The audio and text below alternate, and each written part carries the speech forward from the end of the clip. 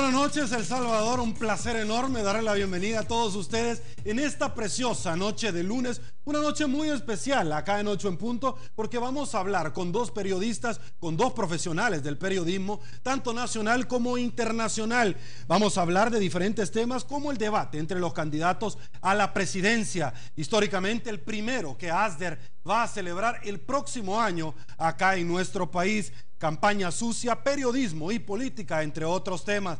Para abordar estos temas, con mucho gusto le damos la bienvenida a Armando Guzmán, periodista de la cadena Univisión y TV Azteca y moderador del debate presidencial de la Asociación Salvadoreña de Radio y Difusoras. Armando, muy buenas noches, un placer tenerlo en 8 en Punto. Es un placer estar contigo, Sergio. Muchas gracias, Carlos, buenas noches. Buenas noches. Yo siempre te digo que cada vez que vengo a El Salvador me siento como en mi casa. Y me siento salvadoreño honorario, te lo juro, porque cada vez que vengo aquí me siento muy bien, me siento en casa, y pues me da mucho gusto estar con ustedes esta noche. Bueno, bienvenido. Muchas gracias. En 8 en Punto no se sienta como en su casa, siéntase en su casa, que Gracias. es diferente. Gracias. También esta noche, con mucho gusto, le damos la bienvenida a otro profesional también del periodismo. Tengo el inmenso privilegio de compartir todos los domingos en Debate Político, transmitido por Canal 33 a las 7:30 de la noche. Nos estamos refiriendo al conductor de Debate Político, también fue director y conductor del noticiero de Telemundo en Oklahoma. Me refiero a Carlos Toledo. Carlitos, un gusto tenerlo acá en 8 en Punto. Igualmente estar acá compartiendo con profesionales como tú, mi querido Sergio, y por supuesto también con Armando Guzmán. Bueno, ayer estuvimos con Carlitos y ahora nos estamos repitiendo rápidamente. Saludamos a Banco Agrícola porque hace posible este primer segmento. Y bueno, arrancamos rápidamente con esta entrevista. Armando Guzmán, ¿qué lo trae al país? Es una pregunta de rigor, no es primera vez. Usted tuvo para constancia al pueblo salvadoreño y para todos los que no conocimos su presencia en nuestro país en el conflicto armado. No es primera vez. Lo cubrí muy a fondo entonces. Y no es primera vez. Es primera vez en que llego en un momento tan importante para El Salvador, en el que habrá un debate presidencial en enero. Lo más importante de todo esto también es que en esta ocasión estoy con la Universidad Tecnológica de El Salvador en el primer congreso de graduados, y esto me parece que es extraordinariamente importante porque además tenemos la oportunidad de hablar acerca de los medios, de los nuevos medios, de la relación de los medios con el poder político, de la transformación que se tiene en los Estados Unidos ahora. Y si usted sabe, esa transformación incluye a una gran cantidad de salvadoreños que viven en los Estados Unidos y que están participando y estarán participando también por primera vez en las elecciones de El Salvador. Entonces me da mucho gusto estar aquí hablando de todo eso. Ok, bueno, va a estar compartiendo ciertamente en este prestigioso evento de la Universidad Tecnológica con una gran cantidad de profesionales más que la universidad, precisamente en su esfuerzo de trasladarle a los estudiantes, al pueblo salvadoreño, aportes significativos en temas de democracia, y que un brazo de esto es el periodismo, sin lugar a dudas, y usted va a ser parte de esto. Y del cambio que estamos viendo, sobre todo porque el periodismo y el crecimiento de las comunicaciones en español en los Estados Unidos no son más que un reflejo de lo que ha pasado con la misma comunidad latina de Estados Unidos. Y decimos latina porque hemos tenido una serie de conflictos allá acerca de si somos hispanos, de si no lo somos. Carlos lo sabe muy bien.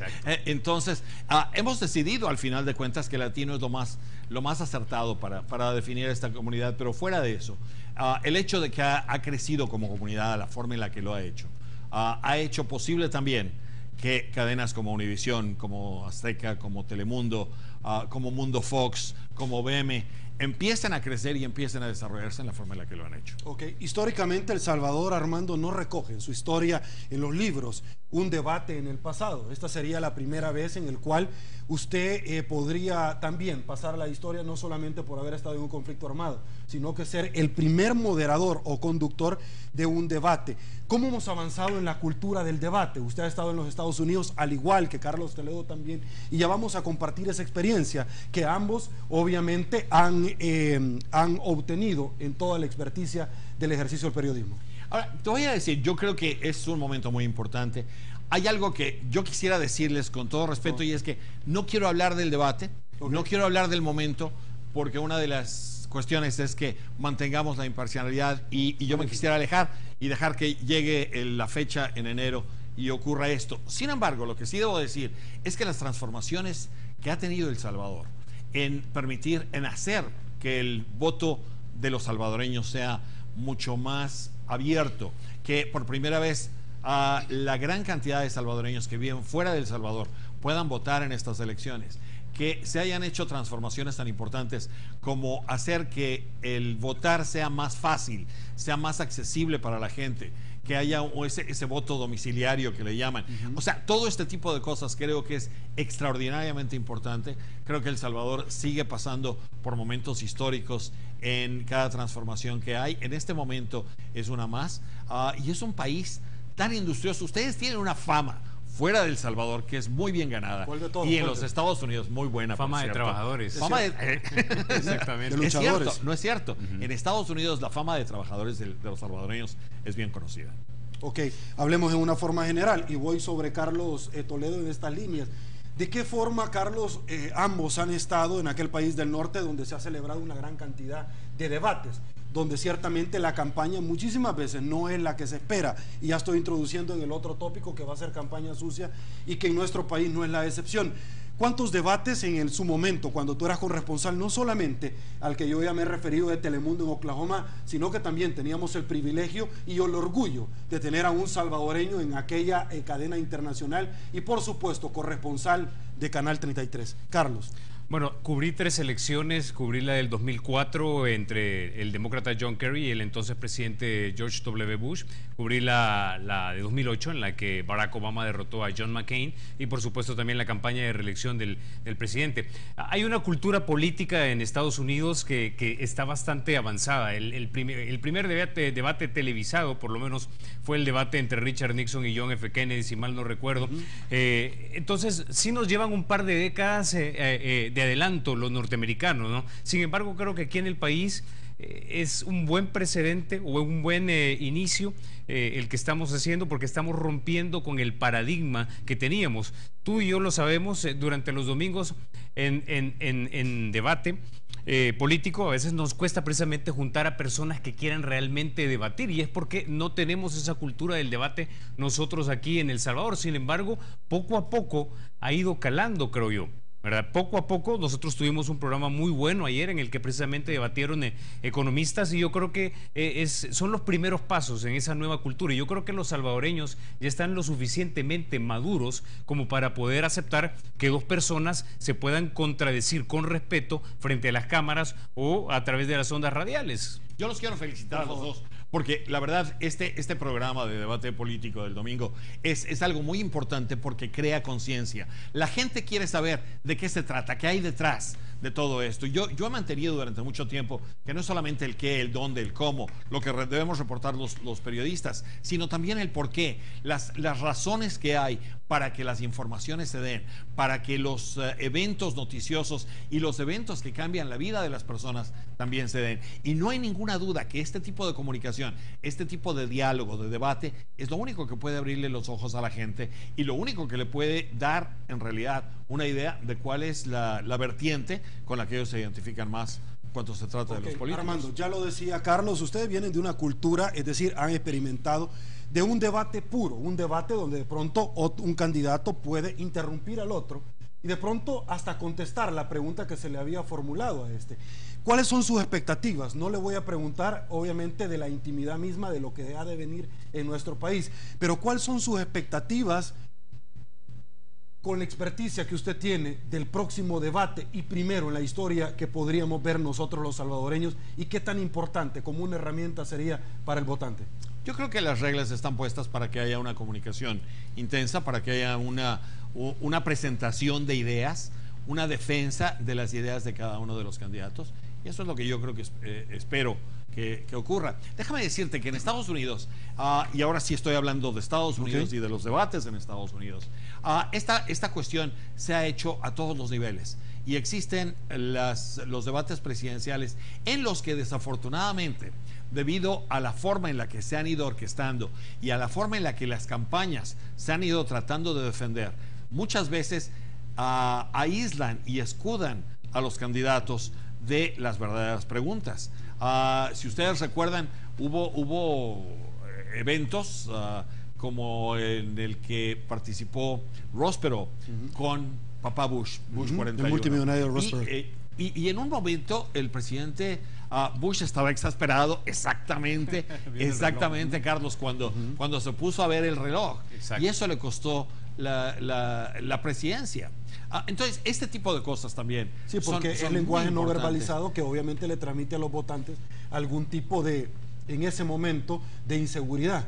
Ahora, sobre el ataque, ¿cómo reaccionan? En ese caso particular, el campamento de Bush lo que dijo era que estaba exasperado, como dice Armando, y que él consideraba que Bill Clinton o Ross Perot, no recuerdo exactamente quién estaba de turno en ese momento hablando, se estaba pasando el tiempo que les habían adjudicado, pero la gente lo interpretó como que si, ya quiero que acabe este debate porque realmente aquí me están masacrando. Como pidiendo la hora en un partido de fútbol. Exacto. Y te voy a decir una cosa, vamos al último. Al primer debate entre Barack Obama que no se ve muy bien y Mitt Romney, en el que parecía que Barack Obama no quería ser reelegido. Estaba ahí por compromiso y porque, bueno, él se debía a la gente que lo buscaba. Pero de otra manera, ese tipo de cosas, ese tipo de actitudes, el lenguaje, la forma en la que el cuerpo se mueve, la forma de interactuar de los candidatos es muy importante. En México hemos tenido esta experiencia también con los debates. Ha habido distracciones como la del Edecán.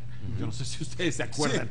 Sí. Claro que nos recordamos. Que el Edecán terminó siendo de lo que todo el mundo hablaba, y el punto de referencia, el punto de interés de la audiencia. Fíjate que el debate es importante porque es la oportunidad del candidato para lucir presidencial, actuar presidencial, hablar presidencial y pensar presidencial. Es la manera, es el momento preciso, y a veces hay candidatos que ahí se desmoronan, especialmente lo hemos visto en las campañas primarias, como por ejemplo el gobernador de Nuevo México, Bill Richardson, que lucía demasiado jovial o demasiado bonachón para el gusto del norteamericano promedio a la hora de elegir un presidente. Y transmitía inseguridad precisamente por eso. Exacto. Ahora, yo no sé, Armando, y con Carlos nosotros lo hemos vivido, y tengo que ser honesto en este sentido.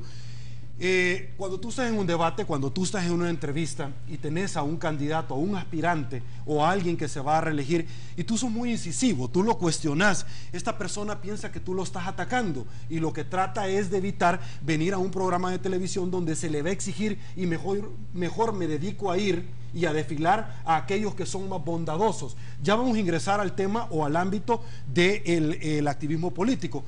Pero ¿se da en todos los países? ¿Se da en todos los ámbitos? Yo no sé si te puedo hablar de Estados Unidos, porque es el caso que más cercano veo. Y muchos de los políticos prefieren ir con alguien a quien yo estimo y aprecio y respeto, porque es una de las figuras de la televisión más importantes del continente, que es Don Francisco. Pero Don Francisco no es alguien que vaya a exigirle a los candidatos respuestas duras. ¿Por qué? Porque ese no es el papel de Don Francisco. Ese no es el tipo de programa que Don Francisco hace. Él es un animador, es un entretenimiento. Él quiere platicar con los candidatos, hablar de sus cosas personales. Pero los candidatos van a preferir ir con Don Francisco o con Oprah Winfrey, en el caso cuando Oprah Winfrey hacía programas en Estados Unidos, que es el caso de Obama y de muchos de los políticos, porque saben que van a tener malvaviscos, porque saben que no van a ser incisivos y porque saben que no los van a hacer ver mal o los van a poner en aprietos, también con información sólida e información dura. Tú no vas a dejar que un candidato llegue ahí con información y con datos que no son reales, porque le vas a tener que exigir que explique de dónde tiene esa información. Y eso no les gusta tanto. Magnífico, que de pronto sea equiparable a decir un paseo de día de campo o la hora Warner. Pausa comercial, señores, en 8 en punto, regresamos con más. Estamos de regreso, sabíamos que iba a estar muy pendiente la entrevista 8 en punto con nuestros dos invitados de lujo esta noche. Armando, hablemos de la campaña sucia, porque obviamente no es exclusividad, también con Carlos, de El Salvador, también en Estados Unidos. Tenemos en Estados Unidos, ¿sí?, la patente. Yo creo que ahí la inventaron. ¿Por qué? Porque los salvadoreños, Carlos, Armando, amigos televidentes, lo que quieren ver es propuestas. Claro. Pero muchas veces las campañas millonarias, las que despilfarran sobre diferentes medios de comunicación, son las que ganan y las que atacan. Es decir, al mejor estilo de Hollywood son aquellos al final los que llegan a la silla presidencial. Pero dense cuenta, la última campaña general, no solo la presidencial, las del Congreso, las de los gobernadores, todo en Estados Unidos, fue de algo así como $6,000 millones. Wow. La próxima campaña presidencial, Hillary Clinton está ya buscando dinero. Hoy por hoy. Hoy por hoy. Ella no te lo dice y no te lo va a decir, Claro. pero hay mucha gente que está trabajando con ella, hay mucha gente que trabajó con los Clinton, que está moviendo todo esto porque están recogiendo dinero y están buscando esto. $2,000 millones por cada una de estas campañas solamente en el nivel presidencial. Esto es la locura y al final de cuentas no solamente los anuncios que son importantes en todos los medios, no solamente en la televisión, porque ahora los nuevos medios tienen un papel extremadamente importante porque son los que llegan a la gente joven y a la gente que pueden motivar, porque los candidatos es más fácil que manipulen a los jóvenes. Cuidado, cuidado, porque lo que ocurre es que estos jóvenes son más dados a votar con el corazón, no con la cabeza.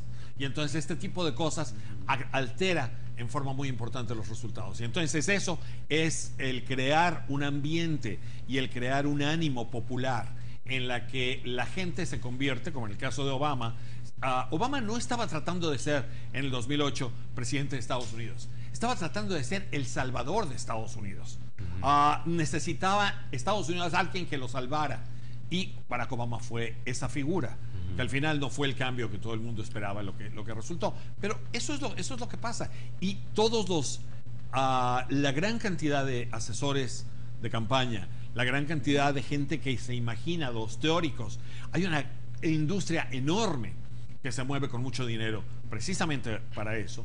Son los que terminan creando las imágenes, las expectativas, los discursos, las frases, los momentos, y eso es lo que hace que puedas mover a las masas en la forma en la que se hace en los Estados Unidos. Entonces, sigo hablando de Estados Unidos, por favor. Es que, mira, Sergio, todo está investigado en Estados Unidos cuando se trata de las campañas políticas. Una afirmación de un candidato, ya hacen focus groups, grupos enfocados, en donde prueban qué eslogans o qué temas o qué ideas le van mejor a este candidato, de tal manera que resuene con el electorado del sur profundo, por ejemplo. Que conecte, ¿no? Que conecte, exactamente, o que conecte con el electorado del este, o que conecte con el electorado del oeste, de California. Todo está siendo investigado. Y algo que aprendió John Kerry en 2004, que no lo quiso poner en práctica en su momento, era que los avisos o los anuncios negativos funcionan. Y a él lo hundieron los veteranos de los Swift Boats, de los botes esos intrépidos de la guerra de Vietnam, ¿no? Básicamente dijeron que él no era un héroe combatiente ni nada por el estilo, sino todo lo contrario, una persona que después de regresar de Vietnam había llegado a denigrar a sus mismos compañeros veteranos. Eso funcionó. Le funcionó al presidente Bush y fue reelecto. Ahora, fíjate cómo cambian los países. Esto es extraordinariamente importante. En esa misma elección, en el 2004, Bush estaba perdiendo. Y todos pensábamos que Kerry de verdad tenía la oportunidad de ganar y que iba a ganar. Cuando fui a votar esa mañana, me encontré una gran cantidad de gente. Y yo pensé, wow, los demócratas de verdad movieron a toda su gente a salir a votar. Y después me di cuenta que no eran los demócratas.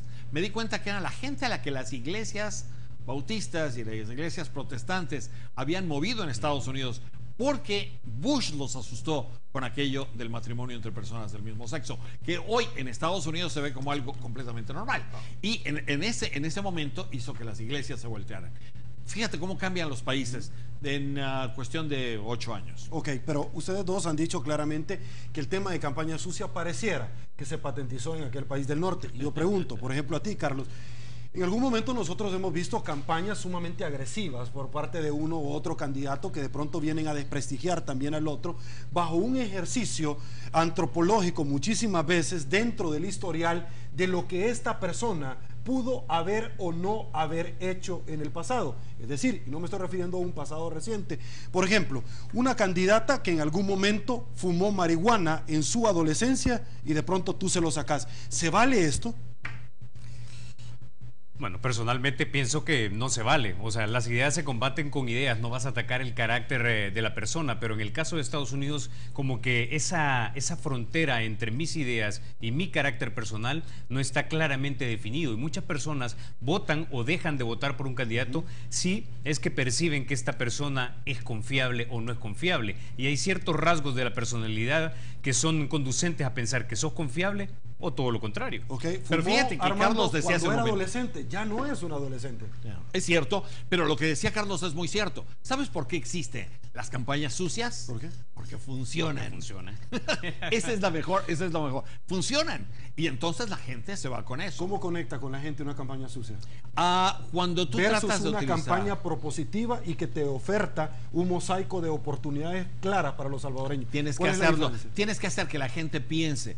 Y los electores, cuidado, porque los electores no les gusta pensar, les gusta sentir.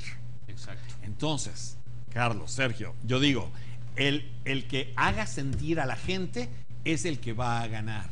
Y si esos anuncios negativos te hacen sentir, si la personalidad del candidato te hace sentir, si una frase fuerte como cambio, cambio, cambio, es nuestro momento, es tu tiempo, este es tu futuro, ¿cómo puedes ir en contra de eso? Ok, a mí me llama la atención lo que tú estás diciendo y me surge otra pregunta, que es una pregunta muy válida y que nosotros lo hemos visto. Debo de entender por lo que tú estás diciendo que una campaña sucia contra un candidato lo puede victimizar y que esta persona termine ganando las elecciones, cuando todo un aparato se le va encima y diferentes factores reales de poder, termina siendo el presidente. Pero es que tú sabes que cuando Es tú decir, la atacas, gente siente a qué, tú lo has dicho, siente a que ellos Sí. lo están atacando, por lo tanto esta persona es lo que él va a hacer las cosas que está diciendo y ese es el miedo de que las cosas van a cambiar.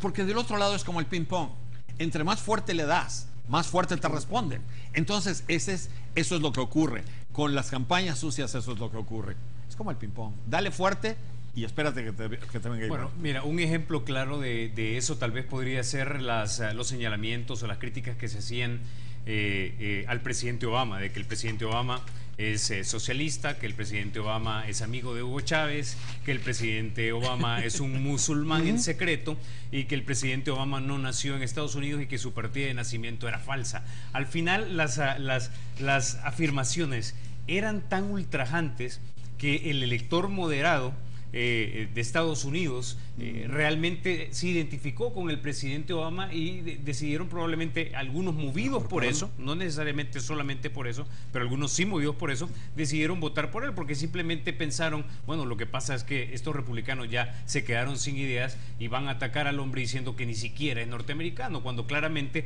él probó, emitió su certificado de nacimiento, se lo pidió al gobierno de Hawái y demostró que el tipo era norteamericano. Ok, autocensura o la aplicación misma de las leyes. Le comento, acá en El Salvador el Tribunal Supremo Electoral, el ente contralor que aplica la ley como debe de ser, ha retirado algún par de spots publicitarios de ciertos candidatos políticos y ha puesto algún tipo de multa.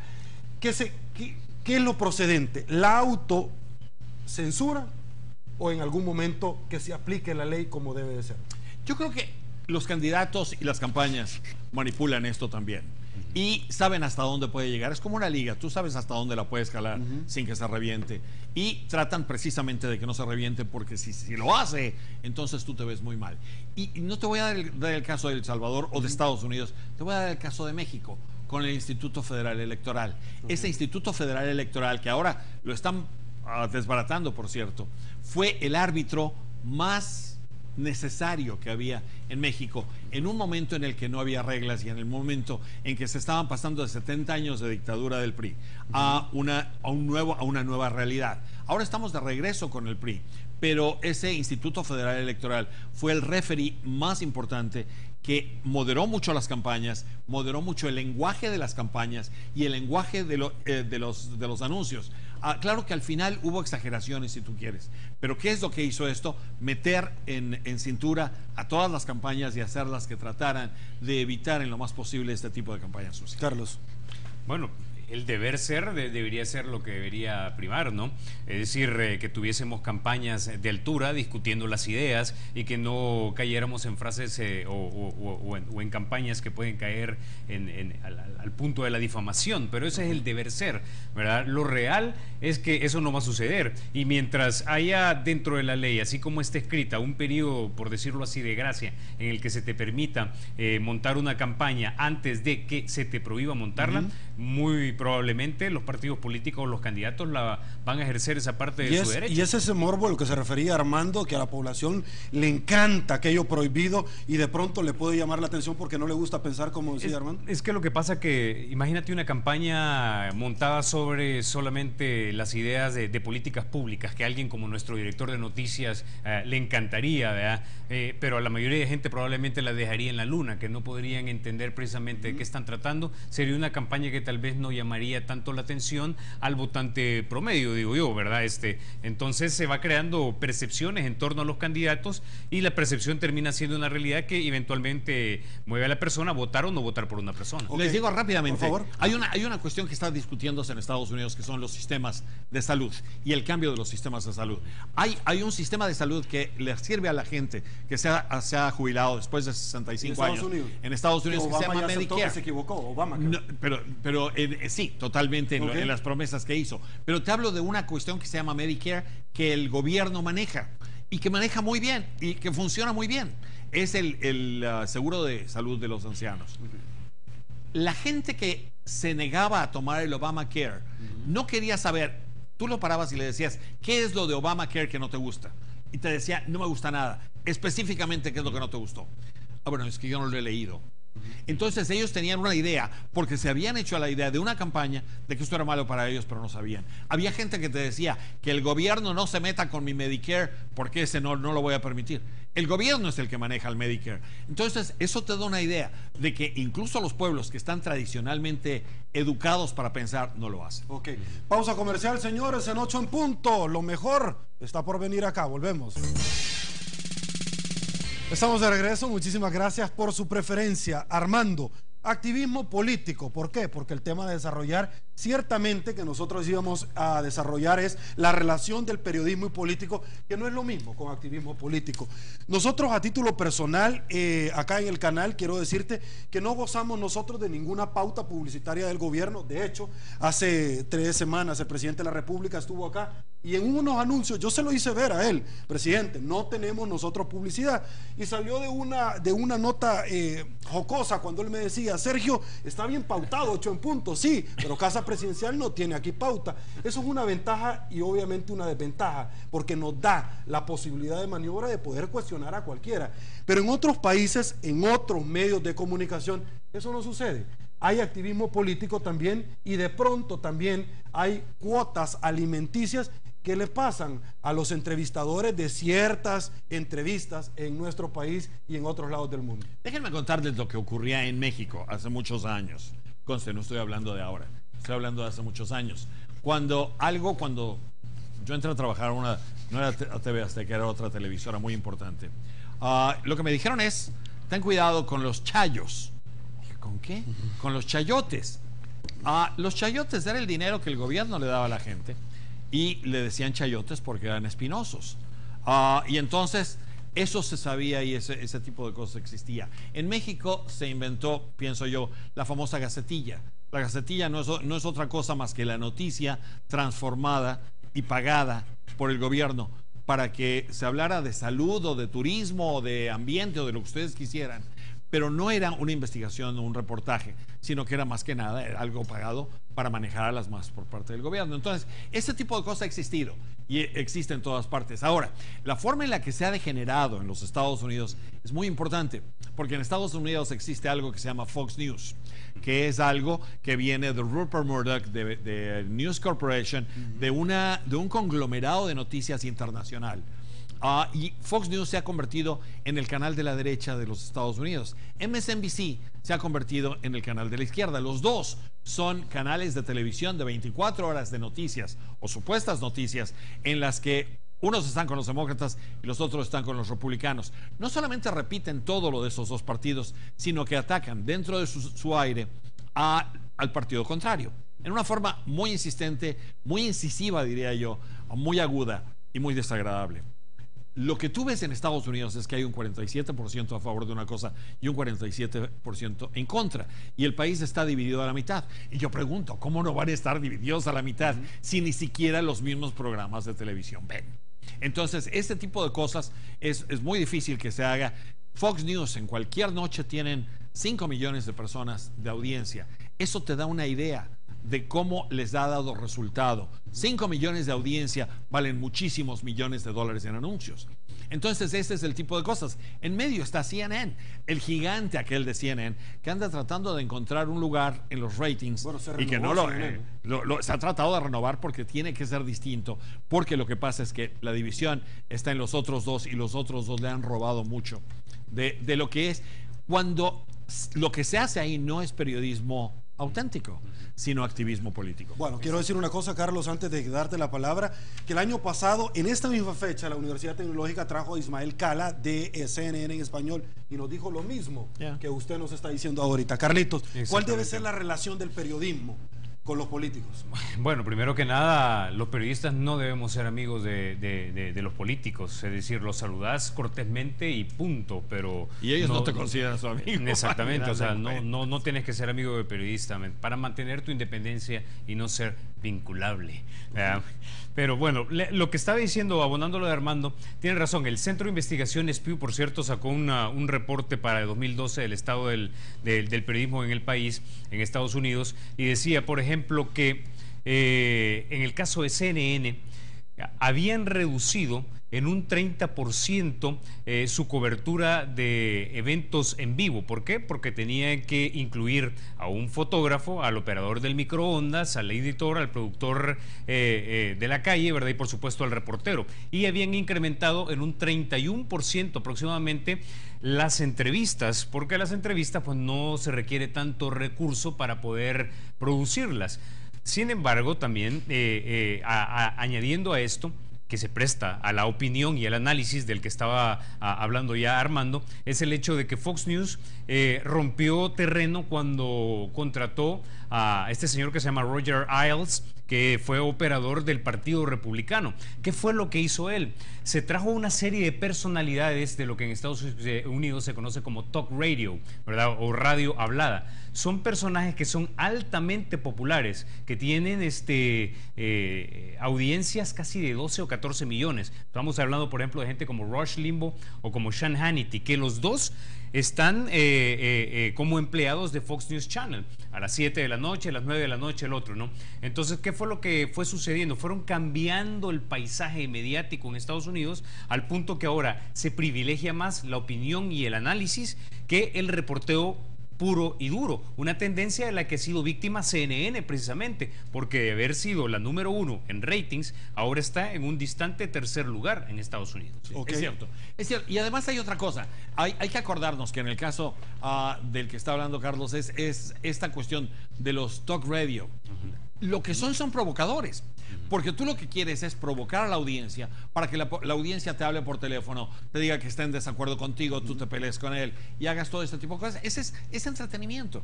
Y entonces la gente lo confunde y cree que es información. Y al llevarlo a la televisión y al cambiar toda la cosa, tú cambias la forma y la identidad de la gente y puedes crearle al país situaciones muy incómodas, situaciones drásticamente serias como la de el Obamacare y la oposición generalizada que surgió a todo esto. Ok, Armando, Carlos, ¿cuáles son los riesgos, cuáles son las amenazas bajo el ejercicio del periodismo? Esta pregunta la enmarco no solamente en El Salvador, en Estados Unidos, en Latinoamérica. En algún momento hemos visto nosotros a líderes prominentes que cambian de un día para otro de tajo en el Congreso cierta normativa que le permite a ellos poderse liberar de aquella crítica incisiva de los medios de comunicación. Se me viene a la mente rápidamente un ejemplo del presidente Correa de Ecuador, que en algún momento él, que pasó por las mejores y prestigiosas universidades de los Estados Unidos y que para muchos es una persona brillante, salió de pronto con ecologistas y dijo: señores, desde este día ya no vamos a botar más palos.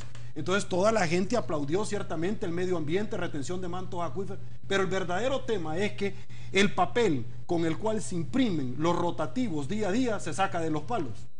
Te daba yo el ejemplo de José López Portillo en los años 70 en México, en la que el gobierno le daba a los diarios el papel para imprimir los periódicos, y el día que criticaban mucho al gobierno, pues simplemente les quitaban el papel. Carlos. Bueno, mira, yo lo que quiero decirte es que como periodista yo pienso que si te van a dar una entrevista, que no importe si va a ser la primera, la única y la última entrevista. Las preguntas que tenés que hacer, se las tenés que hacer, no importa quién sea este funcionario. Pienso que, si bien es cierto, no todas las entrevistas son para confrontar, y hay entrevistas que son exploratorias, ¿verdad? Cuando hay que hacer preguntas incómodas, hay que hacerlas. La labor del periodista es eso, básicamente, ser un incómodo al político, al poder, porque tenemos que tratar de informar a la ciudadanía responsablemente, tratar de arrojar luz sobre un tema y posiblemente provocar cambios de actitud hacia aquellos aspectos de la realidad que no están funcionando bien. A ellos les encanta reírse de las preguntas y decir, esto es una pregunta estúpida. No, espérame. Las preguntas no son estúpidas, hay que ver cuáles son las respuestas. La respuesta, al final de cuentas, es lo principal. Y los pones a bailar, bailas con ellos. Hay muchas cosas, y esto ocurre en Estados Unidos, aunque parezca mentira. Mucha gente se mide porque el acceso te lo puede recortar. Y una vez que eres demasiado incisivo con alguna cosa, te pueden recortar el acceso. Y entonces eso te daña. O te cierran y te tapan información. Magnífico. Usted ya lo decía, hay preguntas que las tenemos que hacer. Armando, y una pregunta que de verdad que nosotros le tenemos que hacer acá es sobre el tema de una probable reforma migratoria que 2.5 millones de connacionales que residen en aquel país del norte están muy pendientes. Realmente, antes del receso del Congreso, del ente bicameral, podríamos estar abrazando luego de la última de Ronald Reagan, o definitivamente eso no va a llegar como una promesa de Barack Obama. No hay tiempo. No hay tiempo. Son 3 días de sesiones y las sesiones las han estado terminando a las 3 o 4 de la tarde. Ellos están hasta el próximo jueves en Washington. No regresan sino hasta el 9 de diciembre por 8 días más. O sea, ni siquiera están trabajando todo el mes de noviembre, ni siquiera están trabajando todo el mes de diciembre. Tienen que pelearse todavía sobre el presupuesto y hay muchas otras cosas. Yo ya veo con mucho pesimismo. Claro que la esperanza es lo último que muere y puede haber toda una cosa así. Pero te voy a decir, yo creo que esta reforma migratoria puede todavía resultar en algo más el año próximo. Desafortunadamente... No una ampliación del TPS, me estoy refiriendo. Ese TPS sería el que se le daría a todo mundo. Que por cierto, los salvadoreños estarían en una situación especial porque no tendrían que esperar 10 años para enderezar. O los de la ley La Cara, nicaragüense, por ejemplo. Exactamente, pero, o sea, estas son delicadezas y eso se aplicara la cuestión del Senado. Sin embargo, lo que quieren hacer los republicanos de la Cámara de Representantes es aplicar pequeñitas medidas que hay, sobre todo punitivas, para hacer esta más una ley de castigo. Yo he dicho siempre, esta es una ley de castigo, no es una ley de perdón, y esta gente se merece una ley de perdón. Voy a ser más puntual todavía. No va a llegar ahora este año, puede llegar el próximo. ¿Por qué? Porque los inmigrantes, los latinos, han demostrado ser un voto decisivo para los comicios electorales de Estados Unidos. Pero no para el 2014. Magnífico. No para el 2014, sí para el 2016. Ok, me quedo con eso. Pausa, señores, en 8 en punto. Venimos con más. Estamos de regreso acá en 8 en punto. Bueno, déjenme recordarles claramente que la próxima encuesta del CEO de la Universidad Tecnológica la vamos a tener el próximo miércoles 27, acá en 8 en punto, en exclusiva. Usted va a poder conocer cómo está la intención de voto de todos los salvadoreños para los próximos comicios electorales del 2014. Rápidamente, algo infaltable en 8 en punto es saludar a mi productora, Georgina García, porque nos da a conocer, por supuesto, la participación ciudadana. Buenas noches, Georgina. Buenas noches, Sergio. Buenas noches a nuestros invitados y a nuestra audiencia. Néstor Mata dice, ¿será que buena propaganda aunque sea gratis? No veo el motivo de manchar el nombre de nadie, no es ético. Líderes solidarios en Estados Unidos. La gente había decidido 3 meses antes del inicio de la campaña sucia votar por Obama. Lo mismo sucederá en El Salvador. Nimrod Benítez, Armando Guzmán, en El Salvador tenemos un nivel promedio de escolaridad de 5º grado. ¿Será el debate que realizará para ese nivel? Pregunta Néstor Mata. Tenemos un tribunal electoral que no hace nada, por eso que las campañas sucias siguen existiendo. Ángela Silva, mis respetos para el invitado que está en 8 en punto. Como comunicadora admiro y respeto su larga trayectoria. Nimrod Benítez, una pregunta, dice, ¿cuáles van a ser los criterios de las preguntas que les harán a los candidatos? Esto para Armando Guzmán. Líderes solidarios, la apatía electoral en la mayoría de jóvenes salvadoreños es la expresión de la derrota de la campaña sucia e infame. Luis Montes, Obama reconoció como candidato que fumó marihuana y usó cocaína en la juventud. El votante premió la honestidad a la falsa imagen muy usada en El Salvador. Juan Carlos dice a la gente que se ha quedado anclada en el pasado, quizás esto sobre si eso no efectiva la campaña sucia. ¿Cuál campaña política no es sucia? Dice Alfredo Navas. Daniel Encarnación, hemos evolucionado en la forma de pensar y un spot o campaña sucia fortalece a los candidatos señalados. Es propaganda gratis. Esmeralda Ávila, buena ponencia de Armando Guzmán en 8 en punto, lujo de periodista para nuestro Congreso de Graduados de la Universidad Tecnológica. José Chamagua, Armando tiene toda la razón. Las similitudes electorales de México y El Salvador son casi calcadas. La campaña sucia es una de ellas. Hay mucha participación más, pero por cuestión de tiempo vamos a llegar hasta acá. Muchísimas gracias, Georgina. Muchísimas gracias a usted también, que está muy, pero muy pendiente de la entrevista 8 en punto. Armando, por favor, sus impresiones luego de la participación ciudadana increíble, la que se genera en 8 en punto. Me parece extraordinariamente importante todos los comentarios que hacen. Y el comentario del 5º año me parece extraordinario porque, ¿sabe usted en qué lenguaje nos comunicamos? De escolaridad. Todos los año, días. Quinto grado de escolaridad. Okay. ¿Sabe usted en qué nivel nos comunicamos en la televisión siempre y en el que nos estamos comunicando aquí? 3er año. Ese es el nivel, porque queremos que la gente entienda, porque la gente que tiene que ser el lenguaje simple, directo. En la televisión usamos el lenguaje más elemental para ir ahí. Nosotros no vamos a soslayar los problemas porque nadie va a saber qué es soslayar. Entonces, ese tipo de cosas hay que cambiarlas y hay que quitarlas. Es una muy buena observación. Qué bueno que todo continúe siendo al nivel. Y es cierto, tenemos todavía mucho que hacer en Latinoamérica, en nuestros países, por aumentar la escolaridad. Y eso es algo que continúa siendo un problema.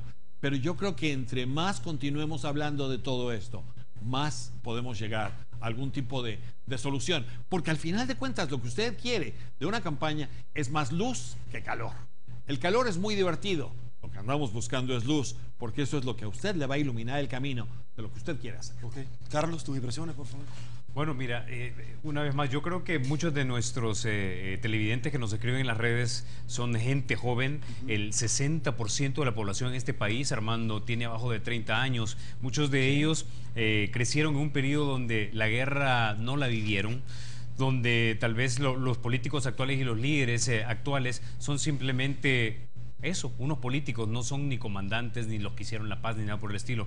Entonces, también son personas un poco más sofisticadas. Mi lectura del mercado salvadoreño de los jóvenes es que se ha sofisticado este mercado, se ha sofisticado nuestra gente y está demandando debates, en este caso, que tal vez antes la gente no lo demandaba o aceptaban lo que le daban. Sin embargo, pienso que ese paradigma ya se rompió. Y yo creo que ahora somos más exigentes y creo que lo estamos viendo precisamente en estos comentarios que estamos viendo. Yo creo que eso es algo que ahora está reflejándose en la esfera política porque finalmente, porque esto de pedir debate no es de esta elección, se ha pedido en las anteriores y siempre decían, no, es que yo debato con la gente. O sea, una frase vacía para mí, poco seria, como diría un excelente analista nuestro. Armando, la población de pronto se refiere a temas muy puntuales como, mire, hay congresistas que saltan de un partido al otro, y más en tiempos de elecciones, porque lamentablemente para nuestros objetivos y el ejercicio de la democracia, los políticos quieren estar del lado ganador y no del lado perdedor. Y las encuestas, que precisamente, le reitero, miércoles 27, el CIO, vamos a dar a conocer acá la intención de voto. De ahí pueden saltar unos para otro lado y los que se fueron ya regresaron y dicen que estaban en su casa. ¿Qué es lo que pasa? ¿Es esto exclusividad de El Salvador o de pronto aquí le llamamos diputados transfugas nosotros también? La gente se quejaba de que había un solo PRI en México. Ahora dicen que hay 3. Sí. La realidad de las cosas es que los políticos tratan de salvar sus vidas y sus carreras, y vaya, uno lo entiende. Y muchos de ellos están ahí porque quieren servir y porque quieren realmente hacer una diferencia. Y eso hay que respetarlo. Ahora, la cuestión es que al final, quienes tienen la palabra final son nuestros amigos.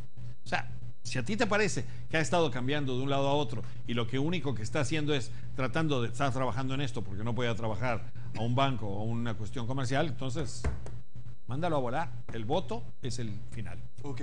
Carlos, ¿quién gana, quién pierde en una campaña sucia y puntualmente en El Salvador? Bueno, acá en El Salvador, ¿Quién gana? Pues depende de quién es el que montó la campaña, ¿verdad? Definitivamente el que montó la campaña seguramente ganará muchos dólares, ¿verdad? Y seguramente también el candidato que golpeó primero puede ser que gane momentáneamente, pero como te digo, mi lectura del mercado salvadoreño es que somos bastante escépticos. Entonces no creemos mucho en las campañas sucias, especialmente si la campaña sucia viene orientada a atacar el pasado distante de un candidato, porque como te digo una vez más, mucho de nuestro elector no vivió ese periodo, para ellos es un cuento. Yo le pregunté una vez a mi hijo si conocía que eran los Beatles. Y me dijo, sí, son los escarabajos estos negritos que andan corriendo. Es cierto, o sea, ellos nunca le dieron vuelta a un teléfono y no conocieron los LP de vinil. Independientemente de eso, lo que hay que evitar es que el que pierda sea la gente. Al final de cuentas, eso es lo más importante. ¿De qué forma contribuye el debate, Armando? Que es algo muy importante. Yo creo que es una forma de abrir. Y le comento por qué.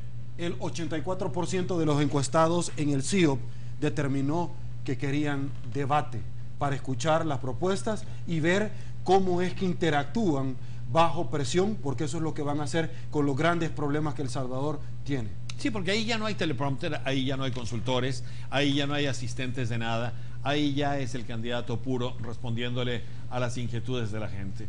Entonces eso yo creo que es muy importante aquí y en todas partes. Exactamente, el que gana en nuestro caso va a ser el pueblo salvadoreño, porque va a poder ver si efectivamente los 3 candidatos o 5 candidatos que vayan a este debate son presidenciables, pues, porque la presidencia de la República es una institución que tenemos que respetar, es grandísima y no le puede quedar a cualquiera que de repente tenga arrebatos y empiece a vilipendiar a cuanta persona le critique. Y tampoco podemos tener un presidente que se recluya en las paredes de casa presidencial a reflexionar sin darle tampoco la cara a la ciudadanía, sino que necesitamos una persona que sea lúcida y que esté comprometida con servirle a la población. Y eso lo podemos ver en un debate. Okay. Esperemos. Muchas críticas en torno a cuando el presidente actual, cualquiera que sea, está haciendo política para apoyar a una u otro partido político. ¿Esto tradicionalmente en América Latina es un ejercicio que se da, Armando? Se está dando más. Y te voy a decir, en los Estados Unidos es algo que ocurre todo el tiempo. Y uno entiende que el presidente es, si no de hecho, sí de derecho, el líder nato del partido del que viene. Y no hay nada de malo en que un presidente, en mi punto de vista, trate de hacerlo mejor porque su partido se tome ventaja de esto. Donde yo no estoy de acuerdo es en cuando se empieza a tomar dinero del erario, y estoy hablando no de El Salvador, estoy hablando de muchos otros países, cuando se toma dinero del erario y de alguna manera se disfraza para hacer quedar bien a ciertos políticos o a cierto partido. Este tipo de cosas hay que tener mucho cuidado porque puede llevar a distorsionar todo la buena intención que hay con una reforma electoral tan importante como la que ha tenido El Salvador. ¿Cuáles son los signos, cuáles son las luces que todos los salvadoreños debemos de ver cuando el periodismo está en riesgo, hermano? Yo creo que el periodismo hay que exigirle lo mismo que le exigimos a los políticos. Nosotros tenemos la responsabilidad de informarle a usted bien, y usted sabe si lo estamos haciendo o no. Usted tiene un control y nos puede quitar y nos puede poner. Podemos convertirnos en el favorito de ustedes, y eso es lo que tratamos de hacer todos nosotros. ¿Una censura?